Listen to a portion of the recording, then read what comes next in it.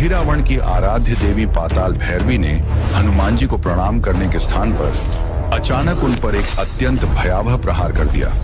प्रहार इतना प्रचंड था कि बजरंग बली पीड़ा से भरकर भूमि पर गिर पड़े।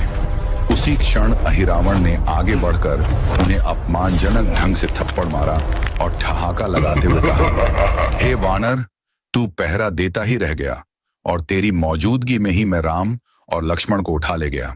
जैसे ही हनुमान जी ने क्रोध में भरकर अपनी गदा उठाई और अहिरावण पर वार करने बढ़े, वैसे ही उसकी रक्षा करने वाली देवी पाताल भैरवी ने पुनः अपनी तांत्रिक शक्ति से हनुमान जी पर एक और विनाशकारी आघात कर दिया।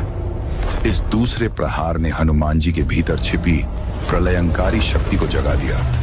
क्रोध और संहार की अवस्था में उन्होंने ऐसा भयंकर रूप धारण किया कि स्वयं पाताल भैरवी भय से कांप उठी और पीछे हटने पर विवश हो गई। माया और कपट की दुनिया में अहिरावण की शक्ति ऐसी थी कि उसकी तुलना रावण या मेघनाद से करना भी व्यर्थ था। उसकी सामर्थ्य उनसे हजारों गुना अधिक मानी जाती थी। उसे मार पाना किसी भी प्राणी के लिए असंभव था, क्योंकि उसका जीवन उसके शरीर में बंधा हुआ नहीं था। और यदि कोई साहस करके उसे समाप्त करने के उद्देश्य से पाताल लोक तक पहुंच भी जाता, तो प्रवेश द्वार पर खड़ा अत्यंत बलशाली वानर मकर ध्वज ही उसका अंत कर देता। और मान लिया जाए कि कोई किसी तरह मकर ध्वज को भी पराजित कर दे, तब भी अहिरावण तक पहुंचना संभव नहीं था। कारण स्पष्ट था, उसकी रक्षा स्वयं उसकी तांत्रिक आराध्य देवी पाताल भैरवी अपनी सिद्ध और मायावी शक्तियों से करती थी, जिनका सामना करना किसी के लिए सरल नहीं था। इन्हीं कारणों से अहिरावण को तीनों लोकों में अपराजय माना जाता था और लंकेश रावण इस सत्य से भली भांति परिचित था।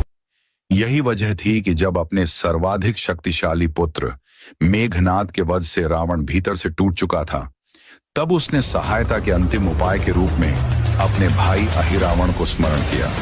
किंतु आरंभ में अहिरावण ने इस युद्ध में प्रत्यक्ष रूप से सम्मिलित होने से स्पष्ट इनकार कर दिया। लेकिन जब रावण ने उसे यह समझाया कि यदि वह श्री राम और लक्ष्मण का अपहरण कर उन्हें अपनी आराध्य देवी पाताल भैरवी को बलि स्वरूप अर्पित करे, तो देवी अत्यंत प्रसन्न होकर उसे मनचाहा वरदान और अपार शक्ति प्रदान करेंगी, तब और अधिक शक्तिशाली बनने का लोभ अहिरावण के मन में जाग उठा। इसी लालच ने उसे श्री राम और लक्ष्मण के अपहरण के लिए तैयार कर दिया। रावण की बातों में आकर अहिरावण ने बिना विलंब किए श्री राम और लक्ष्मण को पकड़ने की योजना बनाई। उधर विभीषण के गुप्तचरों ने रावण और अहिरावण के संवाद की